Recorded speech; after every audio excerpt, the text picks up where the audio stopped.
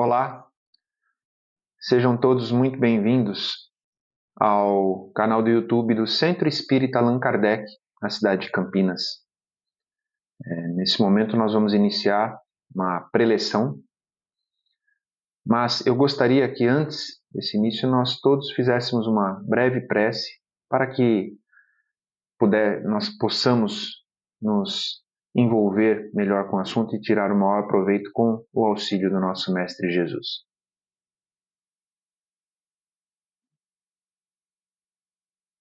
Querido Mestre Jesus, somos muito gratos pela oportunidade de estarmos aqui reunidos neste momento acerca do Teu nome.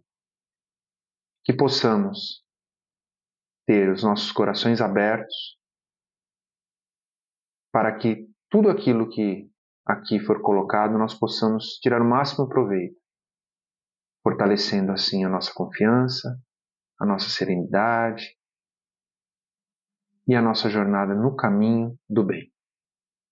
Se conosco, Mestre Jesus, hoje e sempre. Bom, então, hoje a nossa reflexão ela será sobre alguns tópicos do capítulo 8 do Evangelho segundo o Espiritismo. E ele tem o seu título como Bem-aventurados os puros de coração. E logo no início do capítulo, nós já temos a bem-aventurança que nós podemos encontrar em Mateus, no capítulo 5, versículo 8. Ela diz assim: Bem-aventurados os puros de coração, porque eles verão a Deus.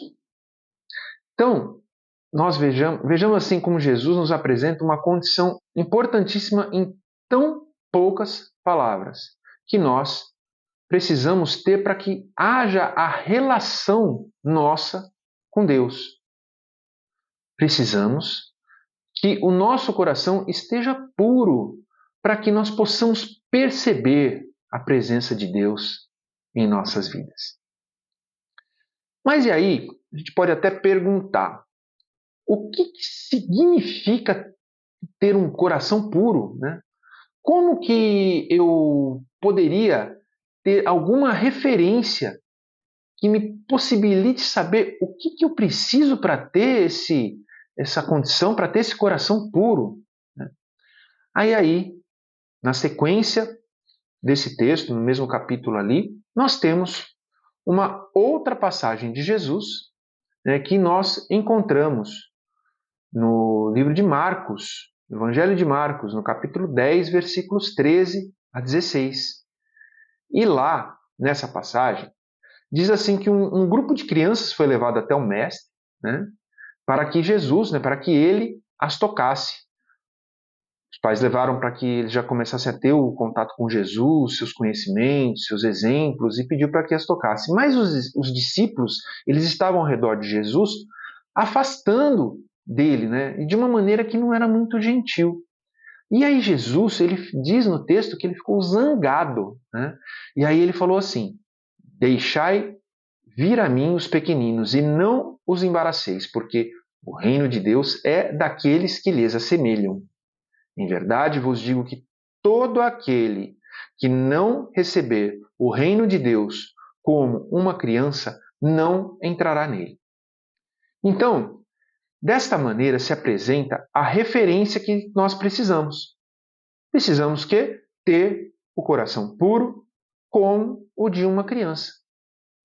E percebamos que Jesus não disse que o reino de Deus é das crianças, mas sim daqueles que se assemelham a elas. Mas então, por que as crianças, né? Então, vejamos. Ter um coração puro significa ter um coração simples e humilde. O oposto desta condição é um coração com orgulho e egoísmo. Então, Jesus faz esta relação com a criança porque a criança ela ainda não teve o contato com as relações humanas de uma maneira mais prolongada. E Óbvio, né? Por causa do devido ao pouco tempo que a criança teve ainda nesta existência. E aí, consequentemente, ela não teve tempo de desenvolver essas características negativas, despertar essas características negativas. É certo que uma criança, na grande maioria das vezes, né, ela é o quê? Ela é um espírito que veio para essa existência com as suas imperfeições e com os seus compromissos a serem cumpridos para essa existência aqui. Mas, neste estágio que ela se encontra, ainda ela não apresenta essa condição. Então, é muito importante que nós combatamos dentro de nós o egoísmo e o orgulho. Então, baseado nisso, é dessa forma que é importante que nós vamos mergulhar nesses comportamentos tão limitantes, vamos entender bem o que seriam esses comportamentos que podam o nosso desenvolvimento, para que nós busquemos forças e um bom entendimento para retirá-los dentro de nós, ou que pelo menos nós possamos ir reduzindo de maneira constante ao longo das nossas vidas. Então, egoísmo, ela tem sua origem na palavra ego, né? E ela é uma palavra muito recente. Essa palavra latina vem de ego, quer dizer para eu, e foi usada pela primeira vez em meados de 1700, mais ou menos, na Enciclopédia Francesa do Iluminismo, né? Então, algumas definições apresentam essa palavra como o comportamento das pessoas que falam muito delas próprias, que falam muito das suas virtudes, da sua vida e de tudo o que lhes acontece. E pegando uma referência, né, do dicionário, né, no dicionário está assim: egoísta é aquele que só trata dos seus interesses. Egoísta é aquele que demonstra falta de sentimentos altruístas, sentimentos ao próximo. É aquele que se considera dotado de qualidades superioras às dos demais. Imodesto, ou seja, que não é modesto. Pretensioso, vaidoso.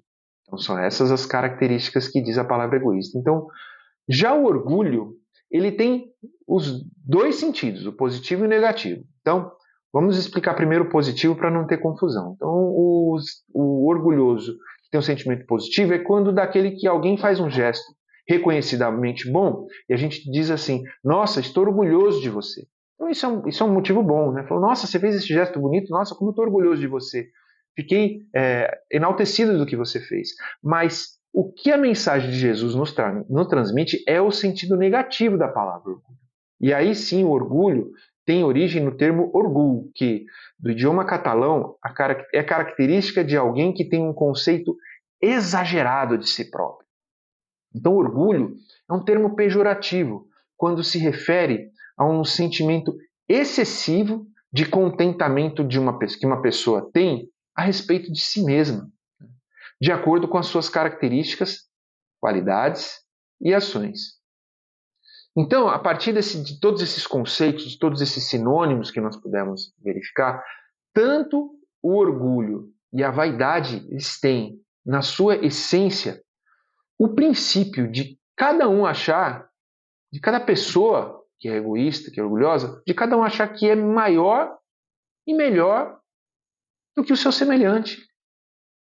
Enquanto que Jesus, com toda a sua bondade, com todo o seu amor, doçura e principalmente com todos os exemplos que ele nos transmitiu, sem exceção, ele quis dizer que somos todos iguais. Então, retornando nossa reflexão acerca da relação pureza de coração e criança, então a gente pode pensar: por que será que a criança não manifesta desde o início as tendências que ela realmente possui, das heranças que ela trouxe de outras existências, né? Então aí a gente vê como a obra de Deus é perfeita. A criança, ela necessita de cuidados especiais ao nascer. Aí toda aquela fragilidade, aquela doçura, faz com que os sentimentos acerca daquele pequenino ser sejam envoltos de amor.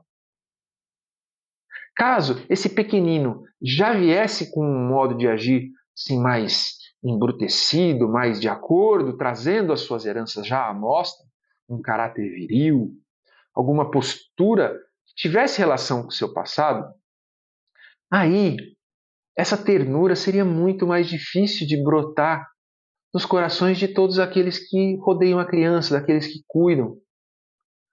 E menos ainda, em muitos casos, vamos imaginar, se fosse possível saber quem aquele serzinho realmente foi. Então, isso acontece porque a condição de corpo, no princípio da nossa existência, então quando nós somos bebês, ela tem uma estrutura mais debilitada, né? Mais frágil, que requer cuidados.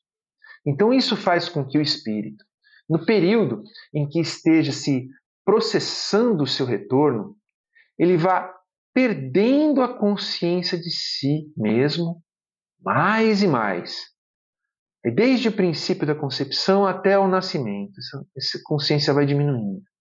E aí todas as suas faculdades, elas vão se conservar em um estado latente lá. Um dia elas vão eclodir. E ele fica numa espécie de sono. Aí, ao retornar a essa existência, aí todo esse processo faz com que haja essa regressão. Só que vai ser retomada somente após o desenvolvimento do corpo e o contato com as suas experiências do dia a dia, e isso após vários anos. Até então fica essa condição de pureza a que o nosso mestre se referiu. E nesse capítulo, nós temos duas mensagens que aprofundam a reflexão acerca deste tema. A primeira delas, né, de João Evangelista, ela nos traz que Jesus também quis alcançar com esse convite, com a forma com que ele expôs, com que ele colocou, aos corações puros como os das crianças. Ou seja, a todos aqueles que se encontram nas aflições da vida, onde a esperança não está ao alcance.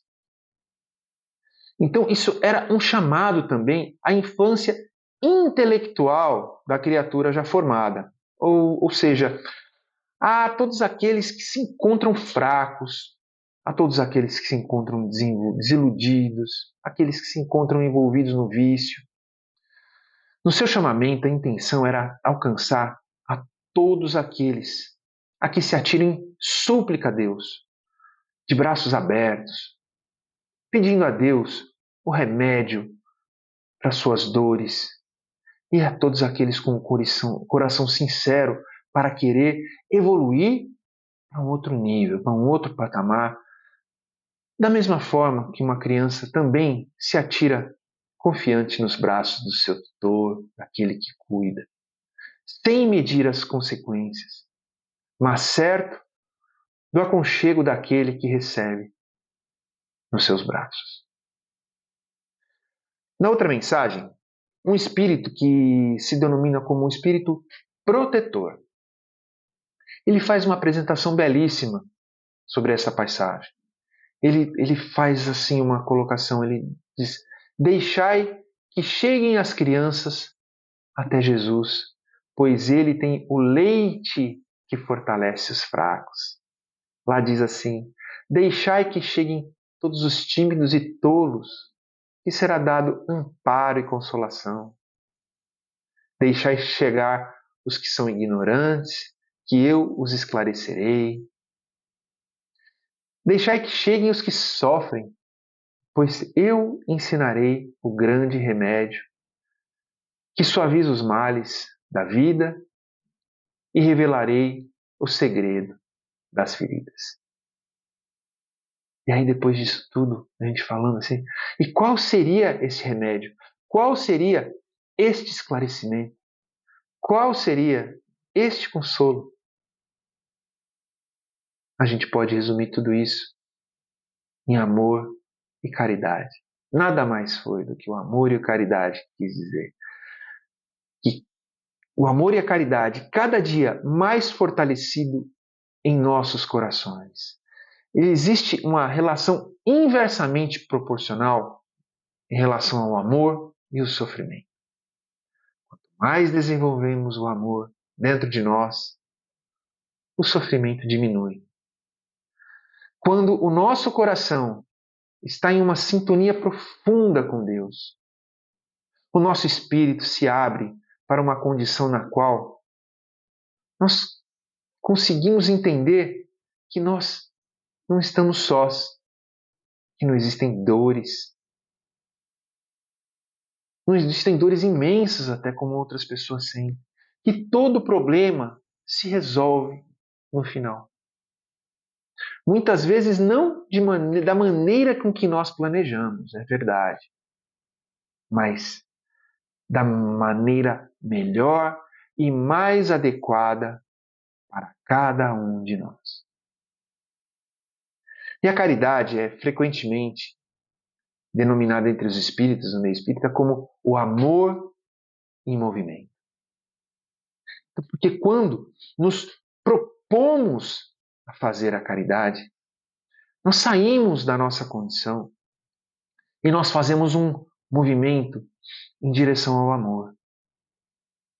Se a gente vai até alguém levar comida àquele que tem fome, se nós vamos agasalhar quem tem frio, nós estamos movendo o nosso corpo literalmente para fazer o bem. Mas não esqueçamos, e quando a gente silencia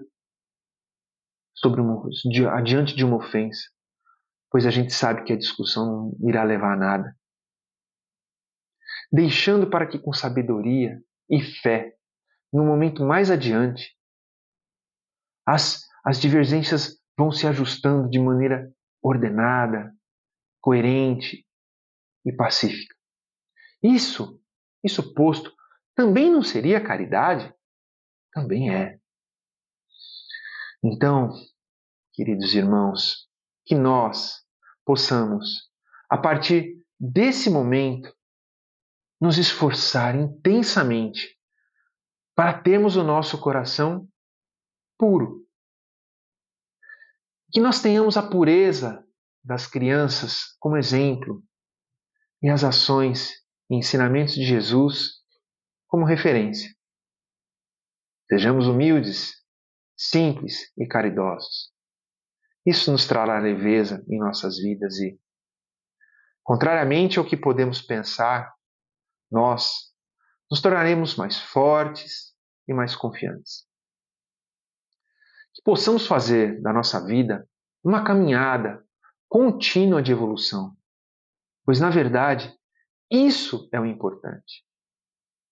Que nós possamos seguir nessa estrada e conseguirmos, ao longo dela, a gente conseguir olhar para trás nessa caminhada e percebermos que estamos nos tornando seres melhores, mais tolerantes, mais fraternos, mais serenos, com a esperança sendo fortalecida. E, como a própria reflexão de hoje nos convida, menos orgulhosos, menos egoístas, com o coração mais puro, sempre na certeza de que a mensagem de Jesus estará cada dia mais presente em nossos corações.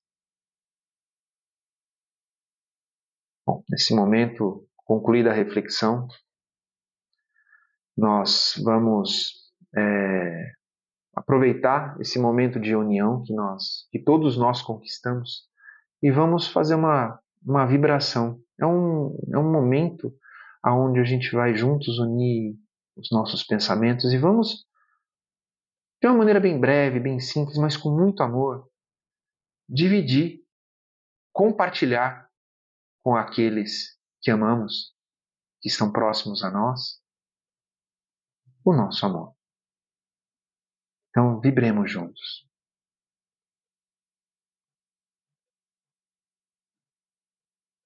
Em sintonia com Jesus, nosso Mestre amado, com todo o seu amor. Vibremos no primeiro momento aos nossos lares, lá nas nossas casas, local onde nós temos as relações mais profundas. Que esta nossa vibração envolva a cada um que lá vive, que possa envolver a todos com muita paz, com muito amor, com muita serenidade. E agora vamos vibrar também, aproveitar esse momento, para que cada um em especial possa imaginar, pensar na pessoa que está precisando de alguma ajuda, que está passando por um momento de desequilíbrio, de dificuldade, de qual ordem for, não importa. O nosso momento agora seja um momento de doação de amor. Que esta vibração toque essa pessoa em especial que nós estamos mentalizando. E que essa nossa vibração de amor possa levar ao equilíbrio necessário, à harmonia, à coragem de seguir e à luz diante de si, para que ela consiga enxergar o melhor caminho para a sua jornada. Graças a Deus. Então, mais uma vez, agradecido por essa oportunidade de todos e convidamos para que estejam sempre presentes no nosso canal, vendo a tudo aquilo que podemos oferecer a todos. Muita paz.